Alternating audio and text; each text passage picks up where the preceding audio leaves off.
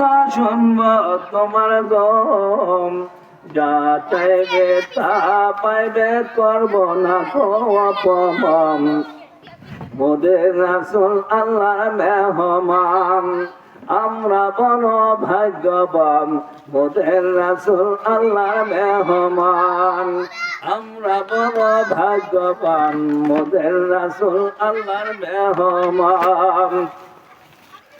তখন জিবরাইল ফেরেশতা আমাদের নবীজির কদম মোবারকের মধ্যে পাঁচটি পা দিয়ে চারটে আরম্ভ করিলেন। হঠাৎ করে আমাদের নবীজির ঘুম ভেঙে যায়। আমার দয়াল নবী যেহেতু ঘুমাইল, চোখে দেখে বলেন সুবহানাল্লাহ। দয়াল নবীজির অন্তর চোখ ঘুমায় না। আমার দয়াল নবীজির সামনে যেরকম দেখে, পিছনের দিকে সেই রকম দেখে হাদিস। আমার দয়াল নবীজি দেখতেছে জিবরাইল রে,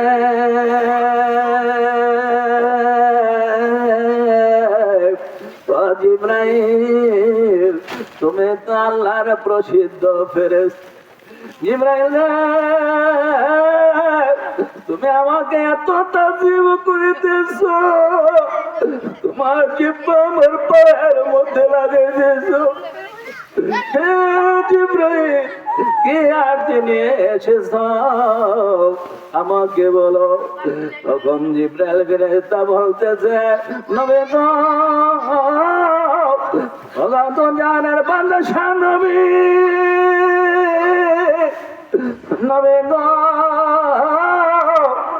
আল্লাহ পারে মেহমান বানিয়ে নিয়ে যাওয়ার জন্য আল্লাহ রাব্বুল আলামিন বেহেশতকে সাজাইছে, সব কিছু সাজাইছে। ওই দুজকে ফেরেশতা দুজকের আযাব বন্ধ করে দিয়েছে, কবরের আযাব বন্ধ করে দিয়েছে। আজকে আপনাকে আল্লাহর বাড়ির মেহমান বানিয়ে নিয়ে যাওয়ার জন্য আসছি।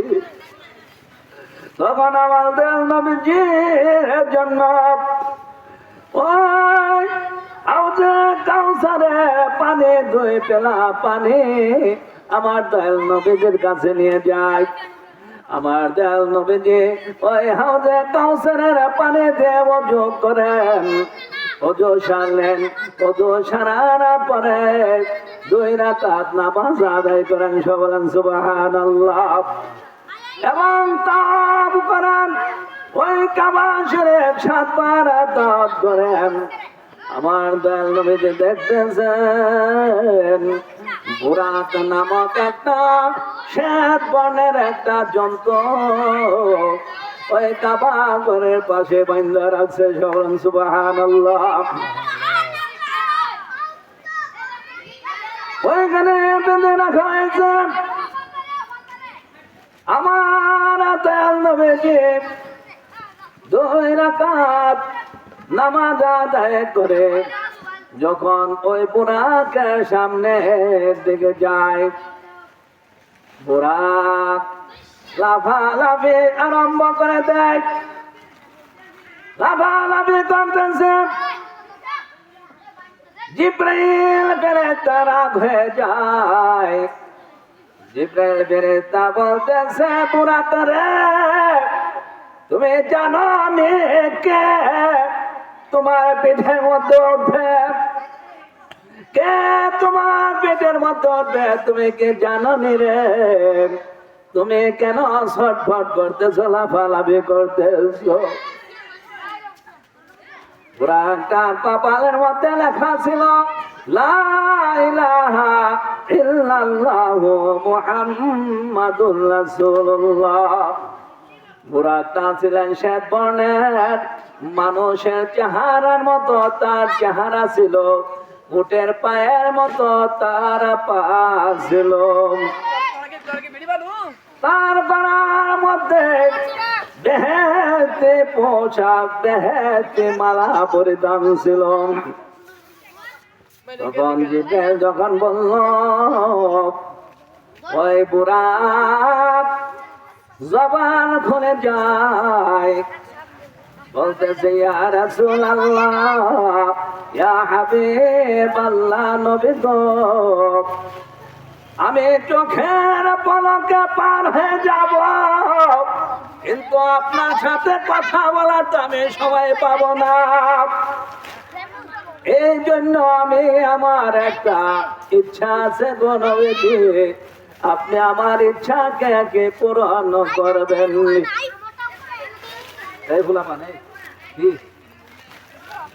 বলল, আমার যে ইচ্ছা সেই ইচ্ছাটা হইল আমি তো এক লাফে এক আসমান অতিক্রম করতে পারি, আল্লাহ আমাকে সেই ক্ষমতা দিয়েছে। নবী গো 40,000 বছর ধরে আপনাকে পিঠে নেওয়ার জন্য আমি কন্দনা করিতেছি। আমি ছিলাম বেহেশতের মধ্যে, নবী গো আপনার সুখে কামতে কামতে আমি কঙ্কাল হয়ে গেছি। আপনাকে আমার বিয়ে দেব। তখন বললেন যে হে বুরাক, তোমার কি ইচ্ছা বলো। বুরাক বলতেছে নবী গো কালাচরের ময়দানে তো বেহেশত থেকে হাজার হাজার লক্ষ লক্ষ বুরাক আসবে আপনাকে রিসিপশন করার জন্য, আপনাকে পিঠে নেওয়ার জন্য।